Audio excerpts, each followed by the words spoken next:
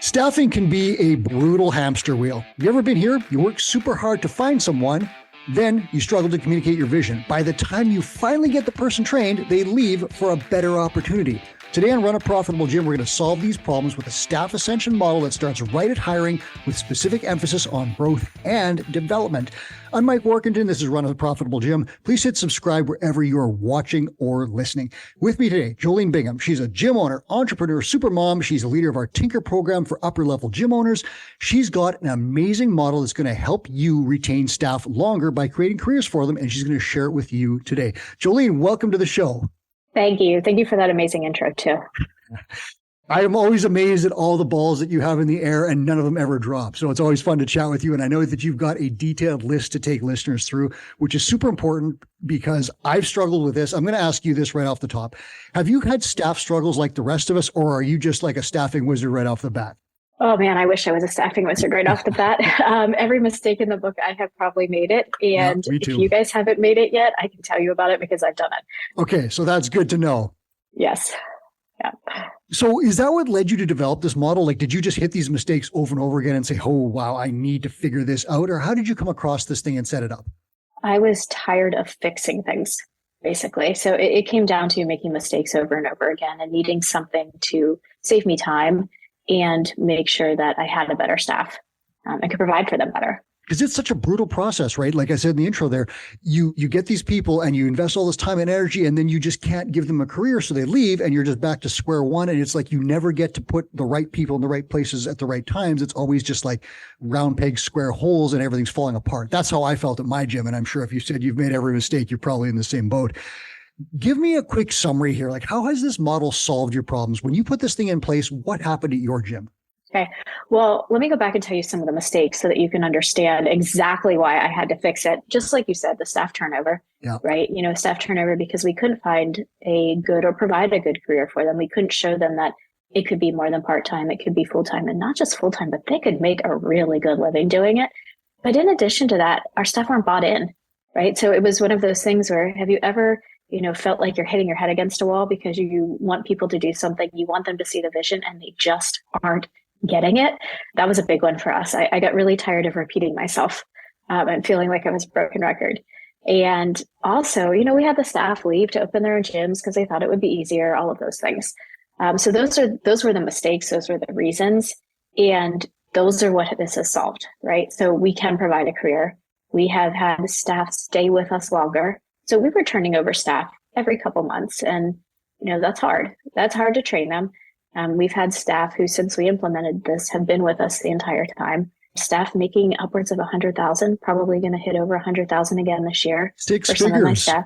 Yes, that's a career. It's a good career, a very good career. Yeah, and they're more bought in right now, so they understand the vision. They know why they're doing it. They know why they're showing up for work, which translates to them staying longer too.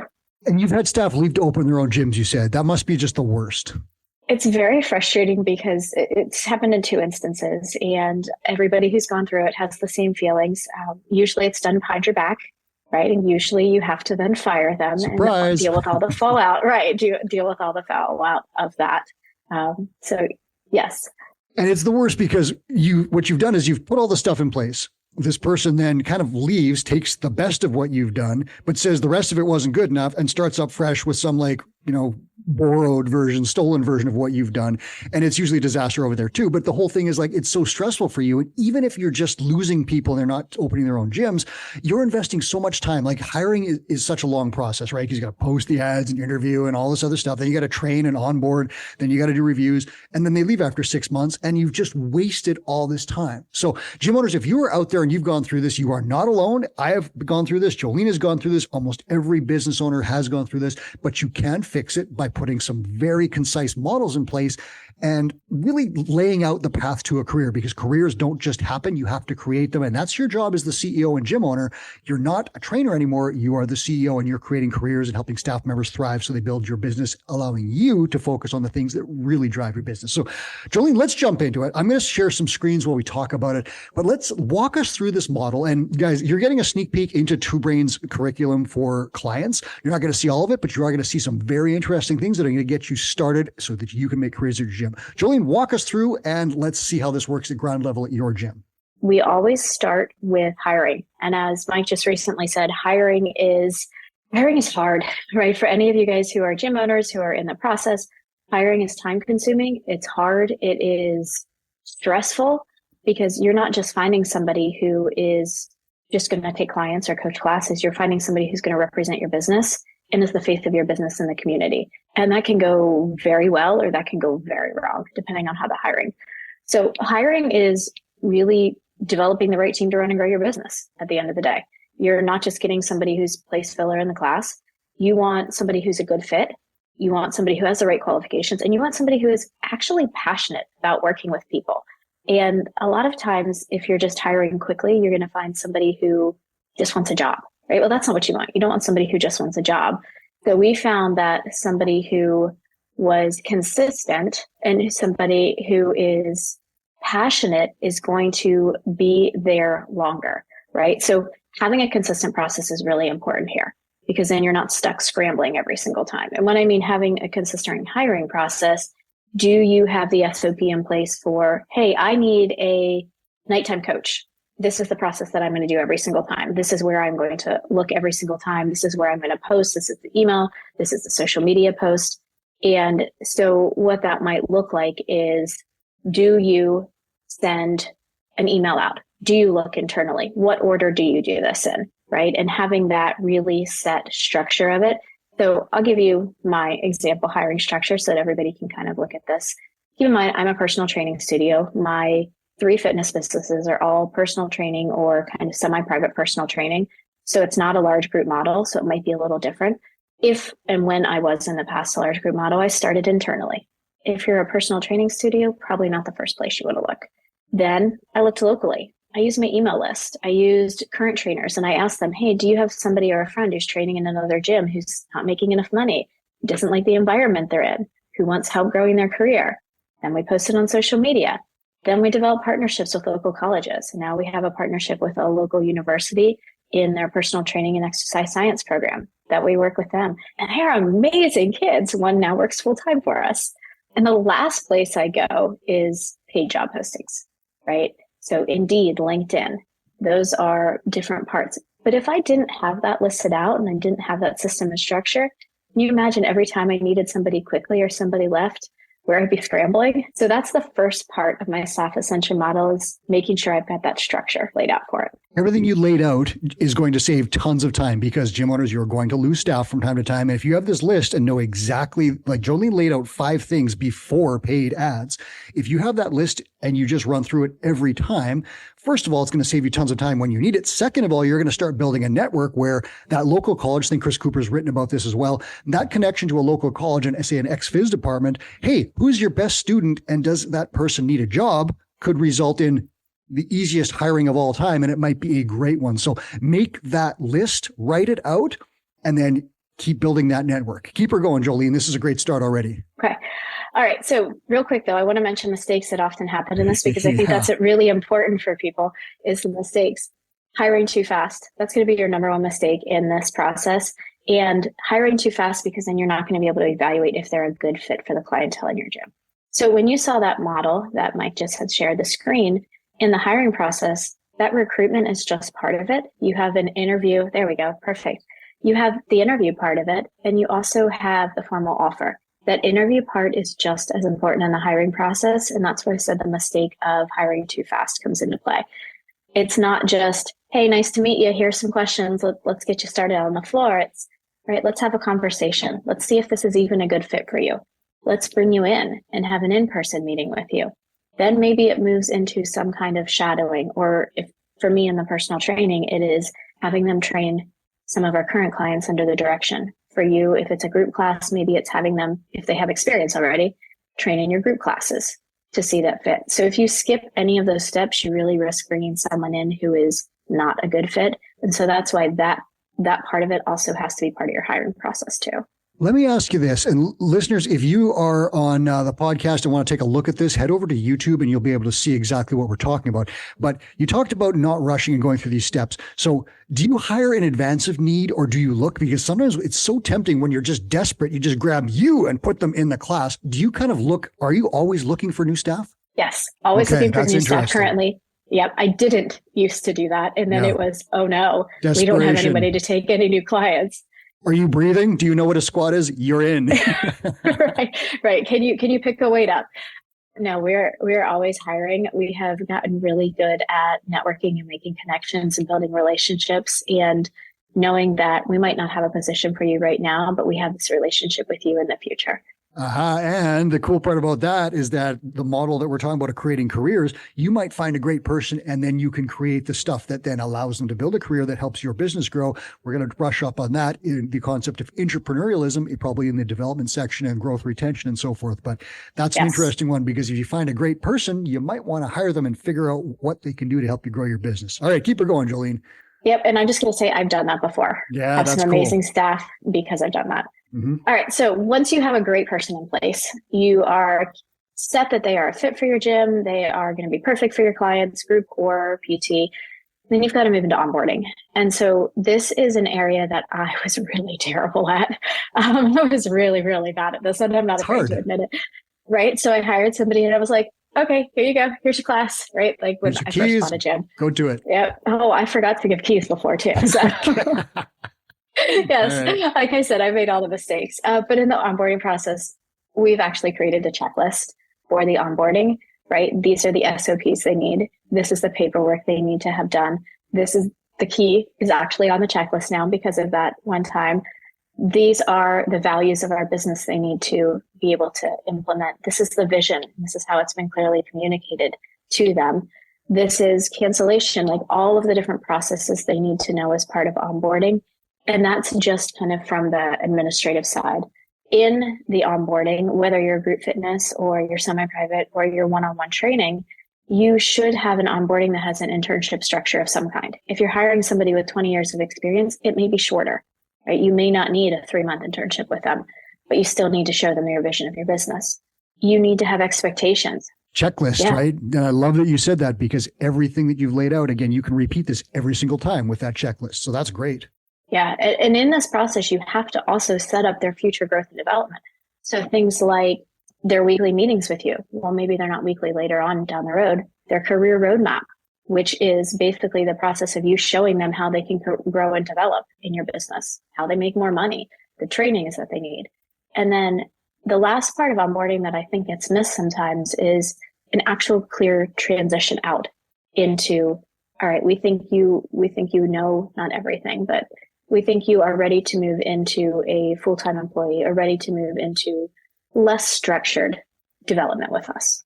Do you lay out the timelines for that, or is it different for everyone? And how do you let them know what those timelines are? So it is different for everyone with us. I know some gyms who are very successful who have a very strict onboarding, but that's because they hire more of a specific type of person. So I might hire somebody who has a latest hire as a physical therapist with, 20 years of experience. Their onboarding is going to be very different than somebody just coming out of college with an exercise science degree. So what is key for me in the onboarding is showing they have the skills, right? So a physical therapist is going to easily be able to show me they have the skills to train somebody, whereas somebody right out of college might need to shadow. They might need to train somebody's clients for a while. Then they might need to train clients with program development. Then they might need to, have their own clients and get evaluated more often. So it's going to be very different based on each person. If I would pull two things out of what you just said on the onboarding section, it would be to make a checklist of every single thing, from here are your keys to here is, I'm sure you have a level of competence that allows you to get in front of a class or a person. That's the main ones, having that checklist. And if you don't, you are doomed to repeat the same cycle over and over and over again, right? Like, have you done that where you're just like, before you had checklist, was it a disaster? I developed them pretty quickly because it was, right? And so one of the things I think that if you've heard me talk or you know anything about me is that I'm a very big systems person, and mostly because I made mistakes in the past and had to create the systems so I didn't have to keep making them. Is that checklist, how long is it? Is it a page or what does it look like? It's a page. If it's on one Google sheet, And it can just be a quick checklist off, or it might be something that we spend a month on with that person, but they get an evaluation at the end of it. All right. So there we are. Now, development. How does this work? Because this is where things start to get weird, because again, you and I did the same thing where we pushed the birds out of the nest and then said, like, I hope you fly. And some of them hit the ground. Yes. A lot of them hit the ground for me, but maybe we nurtured them up off the ground at that point. Yeah. So development is really the first step that, okay, we've said you're onboarded. Now we're going to start to develop your skills, right? So maybe we think you can handle a certain type of client. Maybe we think you can handle a basic class. Well, now let's talk about a weightlifting class, or let's talk about a gymnastics class, or let's talk about clients who have a little bit more complexity, showing them that they can start to take on more higher value things, right? And that might also be, how do we move them into a leadership role? So maybe your head coach leaves and now you have a coach that you need to develop and move them into a leadership role. So it's really about that beginning process of nurturing the things they like, finding out what they like, and helping them get better at it. So are you sitting down and just literally asking them, like, what do you like? What are you good at? What are you passionate about? Or how are you doing that? Start with, yeah, because some of them don't know it yet, right? If they're just outside of college, they might still need to develop it. And maybe for them, it is exploring all the different types of training. Maybe for somebody who's been in for 20 years, they know what they don't like anymore.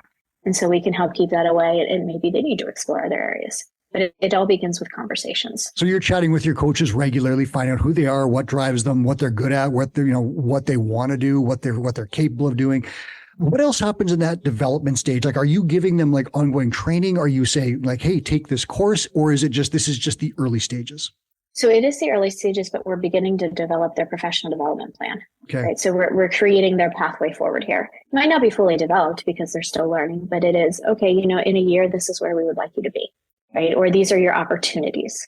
This is what we provide. Here are some other options.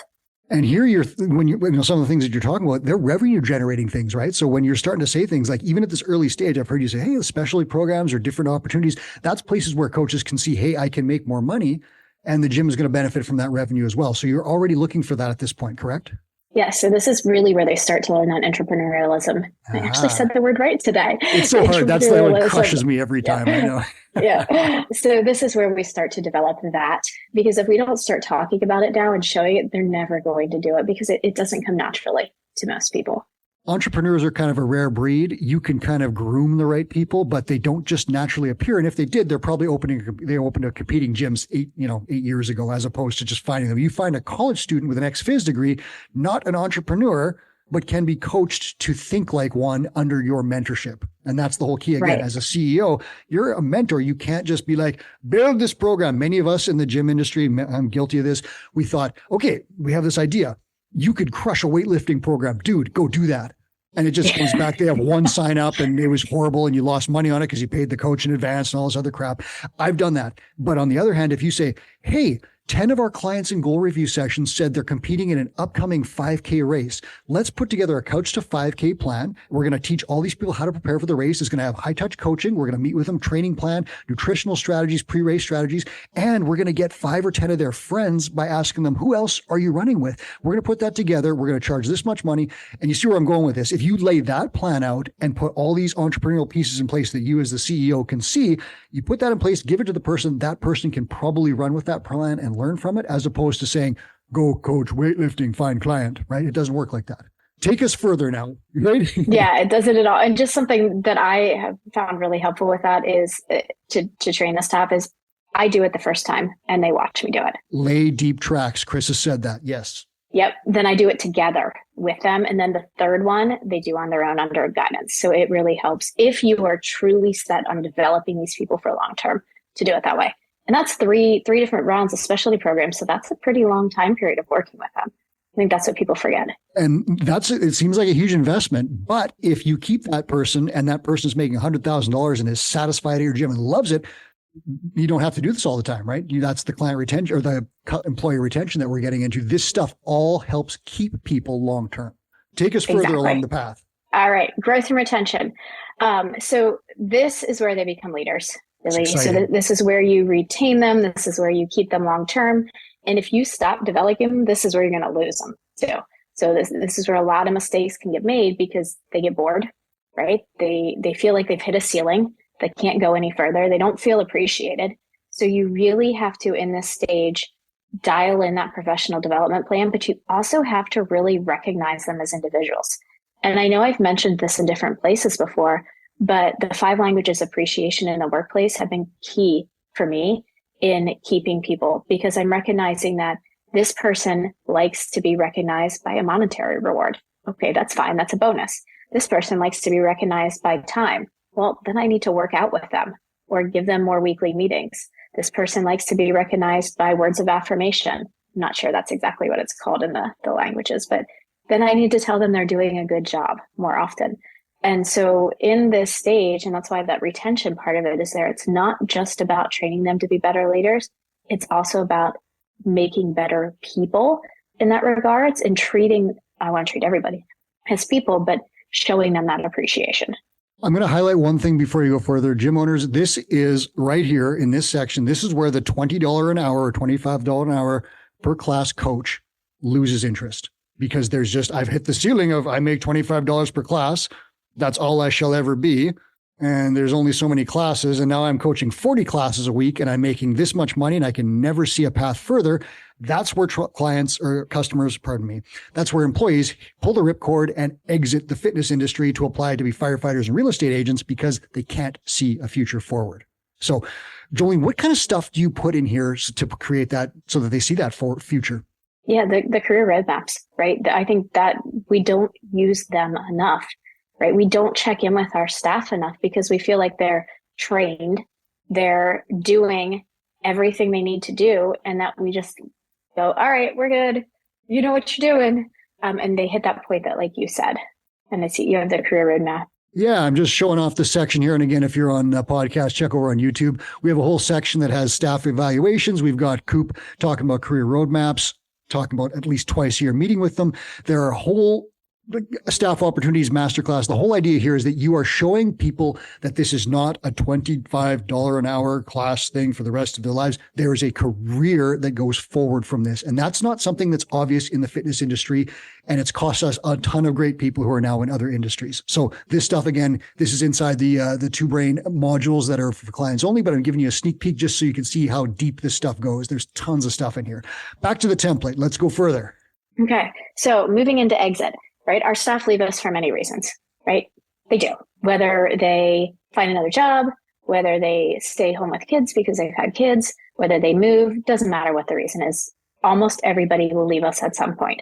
But if we don't have an exit strategy, we aren't going to, first of all, we could end up with people who are opening another gym having access to our entire client list because we don't have a strategy to shut that down. That's the real bad piece of it. But we also aren't going to know how to communicate with our other staff, how to communicate with our clients when they're leaving. And so if you have personal training clients and you have a trainer leaving, how are you communicating to them? We also don't know how to get better, right? So if we have a staff leaving because maybe we did miss the career roadmaps, maybe we didn't show them appreciation, we're not going to know that and know how to fix it for other people moving forward.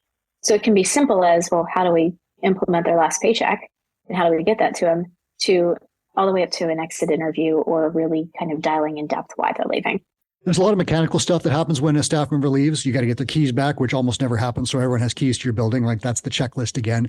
There's also the paychecks and the other things. But then there's the other stuff. Like I love what you said. It's kind of a cycle of self-improvement where you evaluate, why is this person leaving? In the best scenario, it's like, wow, they're starting a family and want to dedicate something to this, and they're becoming a parent or something like that. Or there's, they've changed their interest completely. They still love you, but they're going to do something else, maybe still a member of your gym.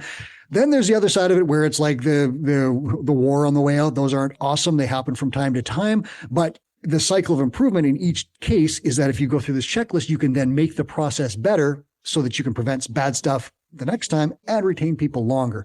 Have you found that what's the biggest thing that you've learned from exit interviews? Is there something that really stands out where you're like, whoa, if I had never interviewed this person, I wouldn't have been able to improve this process? I think the biggest thing was showing them the career path, right? And making sure that they knew that they didn't have to take another job to get job security and stability. They didn't have to take another job to make more money. They could pursue their passion.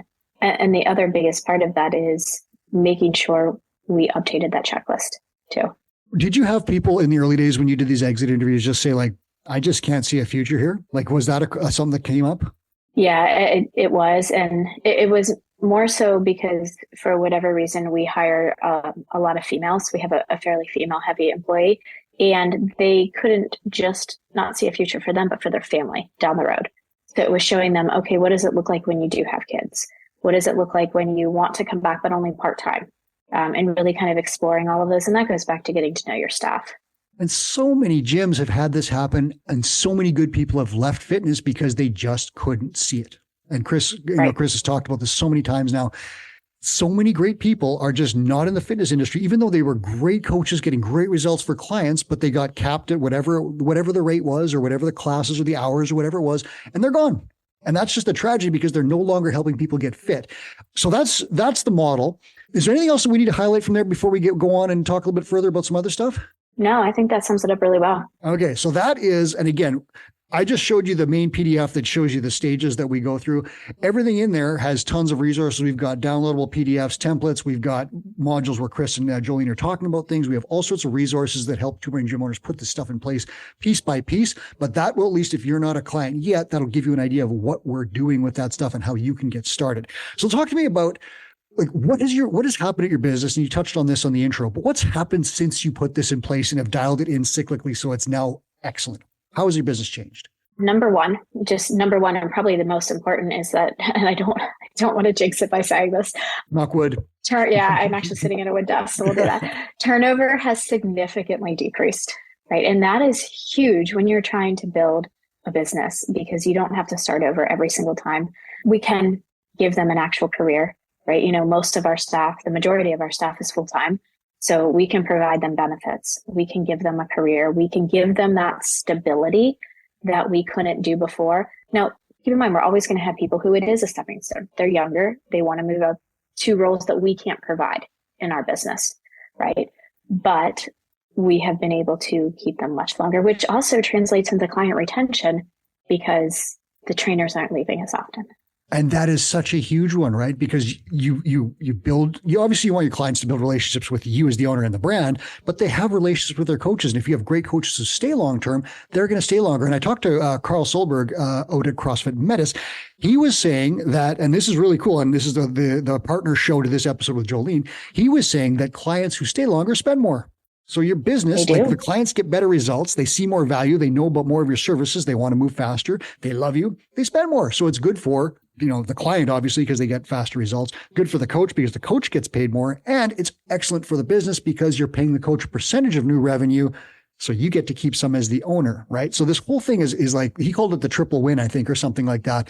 It's a really cool thing. So staff retention has huge benefits for the entire business. How cool does it feel to be able to pay someone, $100,000 with benefits? That must be incredible. I never got there as a junior.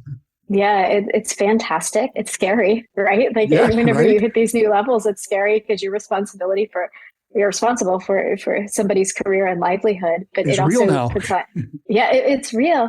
But it's also that, I can do this. It gets, that imposter syndrome's always there, right? But it is a good feeling. And knowing that you've created something that you can replicate to do with even more people down the road.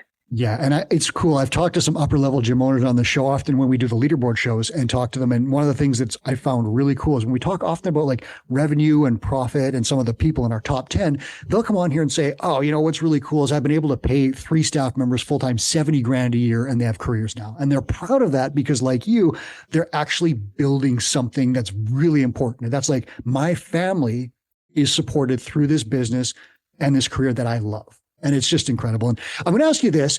Chris has blogged about this a bunch of times, that actual thing at a career roadmap meeting where you take this is how many group classes, this is some programming roles, this is some management roles, this is a specialty program, this is the wage, this is the future, this is how we can build this. Have you used that tool with your staff members to show them what they can do financially? Okay. So how important is that? The numbers make it real. How important is that? Oh, it's huge, right? Especially if they're visual, they have to see the numbers because like you said, you can teach them entrepreneurialism, but until they actually see it and what is possible with it, they're not going to believe you. Like, who's going to believe you when you say that stuff to them? Oh, well, I can get you to 70,000 a year. Yeah, show me the numbers, show me the money, right? Yeah, Jerry Maguire. How do I do that? Right. But if you sit down and show like, okay, you're only coaching 15 classes a week because that's a lot, 20 classes a week, whatever it is. Here's how you're going to make up the other money. Maybe it is one-on-one clients. Maybe it's specialty programs. Maybe it's management roles. Maybe it's head coaching. And putting those numbers and saying, this is what we're going to pay you every single week or every other week or every month, however you pay, it doesn't matter. But this is what it is. And they look at it like, oh, this is like a real job. This is what I get a paycheck on. I think that matters a lot. Yeah. And what I really, really like about that template is that not just the classes, because the classes, there's a cap to classes, $20, $25, whatever it is. You can only coach so many, like you said, before it becomes crappy. The cool part is when you start showing people how to build specialty programs and high value services like PT, semi-private training, things like that, where all of a sudden they see like, I'm not making $25 an hour. I'm making 142. And this is why. And then all of a sudden that 142, that's where the career comes in. And then the gym is making a percentage on that. And the whole thing grows like exponentially. And that's where you see gym owners go from, the early stages into the growth stage of our mentorship. And then all of a sudden they're at this tinker level, which is this upper level. I'm making 100K from my business. My business is stable and strong. That's where you see it happen because they get these staff people in place who are making these high value things. And they start working with you in the Tinker program, right? Have you seen that ascension happen really quickly when someone dials in career roadmaps? Oh yeah, because their staff takes on more leadership responsibility because they can actually see it. And they start growing the revenue and everyone starts making more and the clients get better results. It's this crazy snowball. And again, if you're interested, if you're in this Tinker program, check it out. I'll put a link in the show notes to our website to the Tinker stuff so that you guys can look at it because Joleen has an amazing program going there for our top gym owners. And it helps you go from, I've got a great gym and now I'm becoming an amazing CEO and you could do whatever you want with your time. Start another business, double down in your current business, do something completely different, or just go to the beach. But there's a lot of cool things going on there. So I'll make sure the Tinker program is in there for you if you want to look at it. Now I'm going to ask you this as we close it out. Yeah. So we showed a sneak peek into what our clients get, and a mentor guides our clients through this and says, do this right now, do this right now. Here's the plan, blah, blah, blah. It works like a charm. Gym owners out there, not a two-ring client just yet. How can they start working towards something like this? Let's give them some baby steps right here so they can take some action today to make their business better with staffing. Sure. Okay. So that image that we showed you earlier of the template of the roadmap. Pull it back up here. Yeah, go ahead. Yep. Use those stages. List out all those stages, right? Those are the main stages in the ascension, but you can't do it all at once, right? So list each stage out. Give a summary. What do you want? What are your goals at each stage? Can be one sentence, can be long. Write the SOPs and tools that you need, right? Don't do them all as you're writing them. Just list them out, right? The SOPs and tools. Once you're done with that, then start working through them piece by piece and finish recruitment. Then move on to onboarding, right? So having a mentor is hugely important in this because they can keep you from making mistakes. But if you're going to start small and then add to it as you go. Give me an example, if you don't mind. What would be, say, a summary for recruitment and hiring? Just what's something that you would put in there or you've seen a client put in there? Right. So recruitment and hiring is the process where you find staff, you interview them, and you offer them the job. Okay. So a quick summary of it. So that's perfect. So that's easy. You guys can take that right from what Joleen just said and type it in. If you screenshot this and turn it into your own PDF, SOPs and tools, give me a couple of ideas. They might be obvious to you, but for listeners, what kind of stuff are they going to need there? Yeah. So our order of where we look for clients, right? So how we're going to announce the job, our hiring checklist. So we actually have a checklist that we go through, and we actually have written out what an offer looks like to them for each position.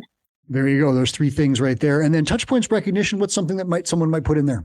So the interviews. So for us, it would be, again, that initial reach out, right? When they've responded to a job posting, a phone interview, an in-person interview, shadowing, all of the different pieces that we use in the interview process. And then the last one would be that offer meeting or phone call that we would have with them.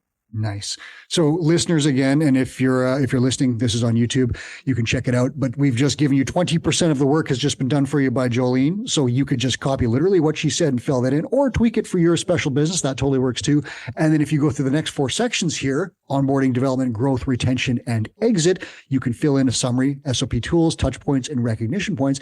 And all of a sudden, you've got your own staff ascension template that is going to put you on the path to putting people on the path to careers. Now, what happens after that? Because now you've made your list, you got to start filling things in. So is it just like, I'm going to just start hitting these things by number and this is the SOP that I need? Is that what you would do next? So next like I said, I would finish up the one. So you've got the hiring, right? Write the SOPs out for it. Don't just put it down that you're going to do it. Actually take action on it. I think that's where a lot of us get stuck, is where we say, oh, here we go. Here's what we're going to do. And then we get stuck not doing it because, running a business is hard and life happens. So taking action, a mentor can absolutely help you do that. To say, hey, did you do that thing that we set out that we both agreed on would be great for the business? No? Okay, you should do that today, maybe this hour, maybe right now. So you're taking action, put the stuff in place, and then all of a sudden you have an entire staffing model and away you go. Have you ever led one of your mentees through this and to create this model? Yes. Yep. What happened? We do. Well, they had staff who stayed longer, but they actually could hire staff. They not just hire staff, but they were able to better train their staff to implement what they wanted in the gym. And it reduced their frustration significantly. I think that's probably the number one thing, is that the frustration was very, very high when I started it because of that feeling of like, nobody gets it. Nobody's doing what I want them to do.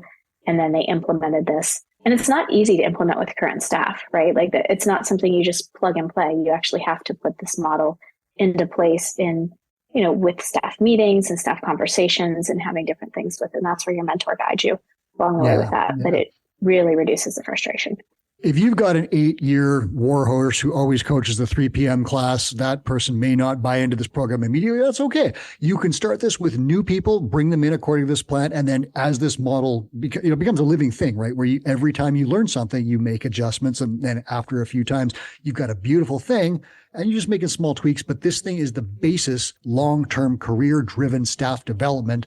And again, if you do this the first time, you're going to have less frustration. You'll hire faster. You'll train faster, onboard faster, show people the path to career. The business will grow and it spirals. And all of a sudden you're working in our Tinker program with Joleen. So do take the time to lay this thing out. A lot of the work's been done for you already. Fill it in and start using it. Joleen, thank you so much for sharing this with us and helping gym owners today. You're welcome. Thanks for having me here. That was Joleen Bingham. Again, if you want to work with her at the Tinker level, check out the link in the show notes. I'm Mike Warkentin. This is Run a Profitable Gym. Really appreciate you watching, listening. If you don't mind giving us a like or a comment on the way out, we'd really appreciate it. Please subscribe for more shows just like this. And now here's Chris Cooper with a final message. Hey, it's Two Brain founder Chris Cooper with a quick note. We created the Gym Owners United Facebook group to help you run a profitable gym. Thousands of gym owners just like you have already joined.